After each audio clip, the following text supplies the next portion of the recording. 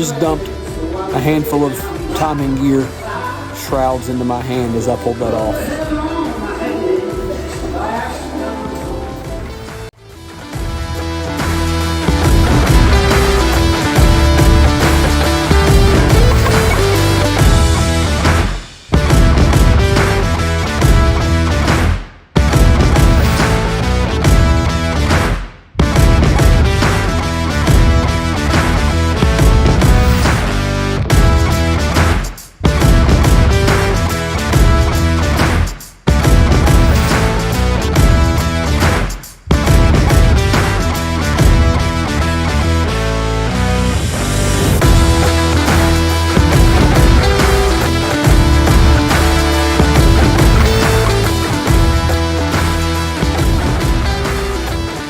So for some context here, wanted to get the cylinder head off. I was afraid that when we broke the timing chain on the last pass that I had ruined this pretty 4-piston head.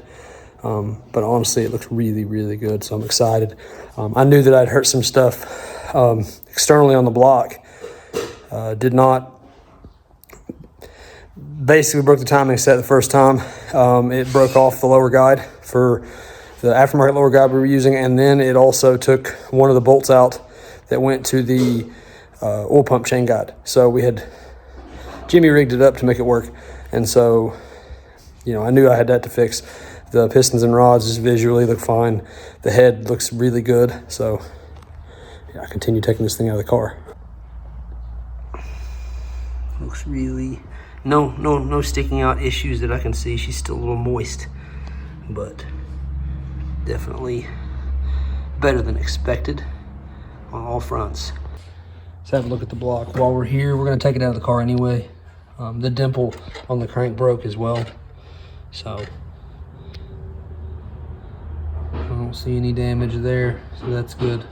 Look it over a little better once we get it out, but nonetheless, nothing super wild.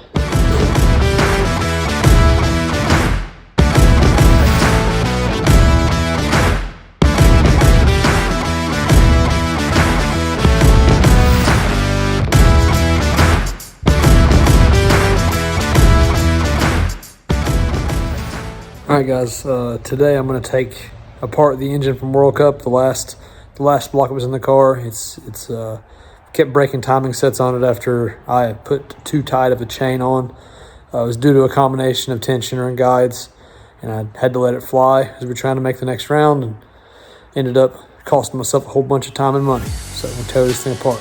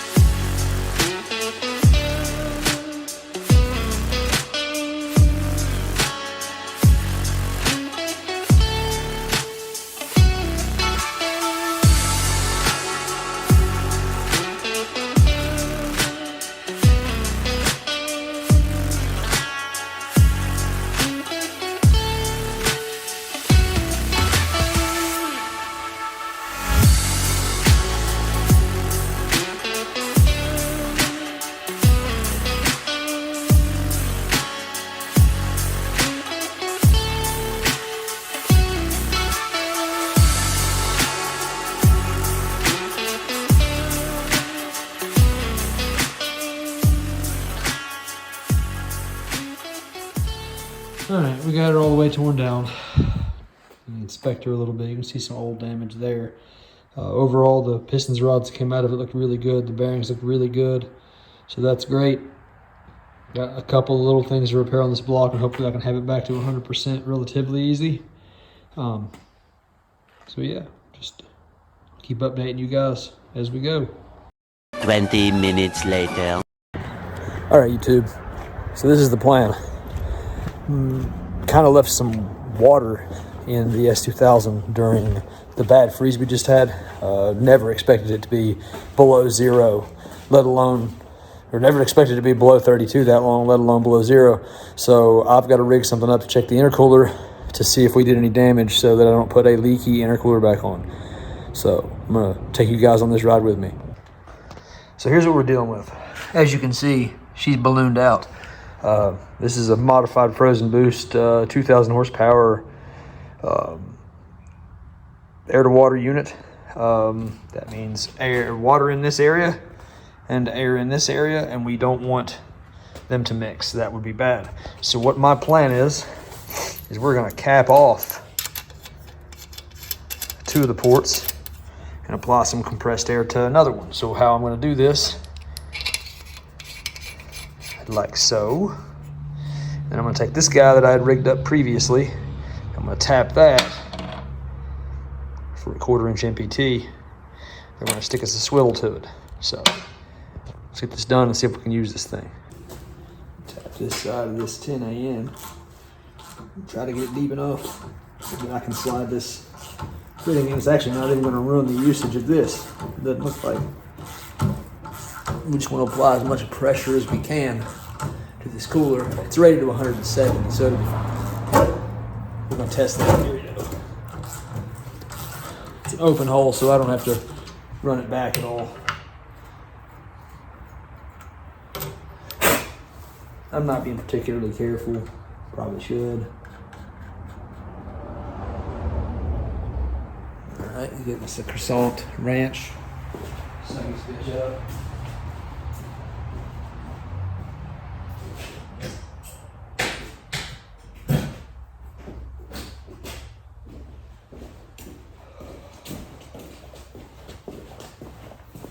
Maybe a little tape just in case. Probably shouldn't went as deep as I did, but it'll be all right. If I mess it up, I'll just weld to it. And I'm not being particularly careful. We're doing this by the book. So don't judge me. I just don't care that much right now. I'm just curious to see how it does on the fly.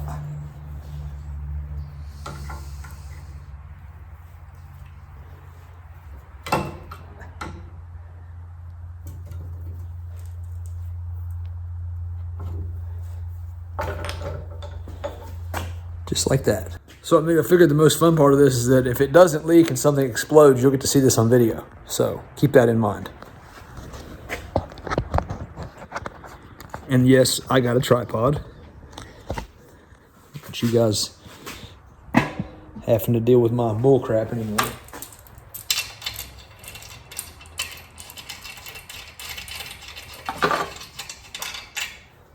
We are pressurizing something with a bunch of shrapnel. So this really isn't something super safe. Luckily, I'm wearing a hoodie and an undershirt, so I've got a little extra cushioning right now.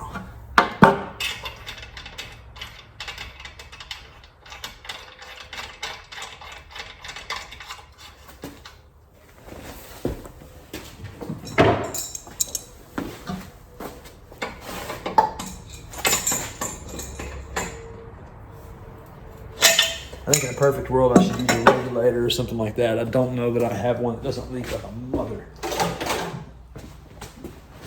Maybe turn the tank down a little bit.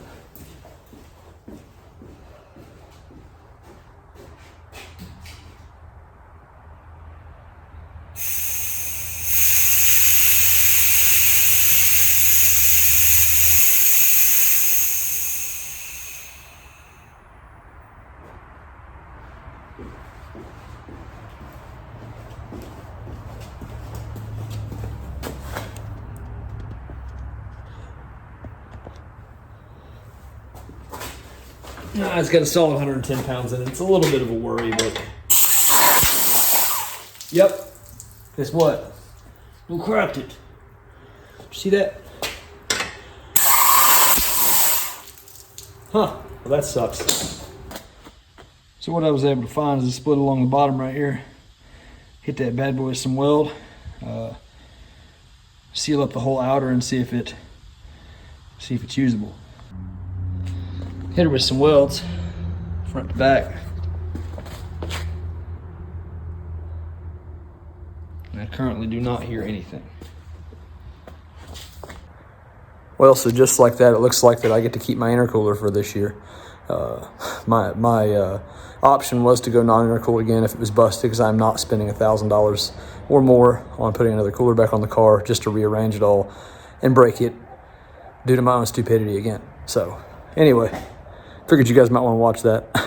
But see ya.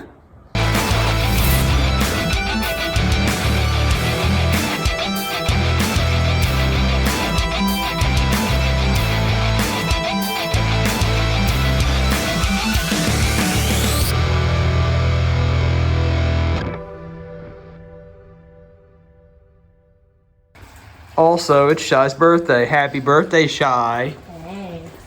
What you Making doing? me Doing work billet on my things? birthday. Oh yeah, I'm horrible. Terrible.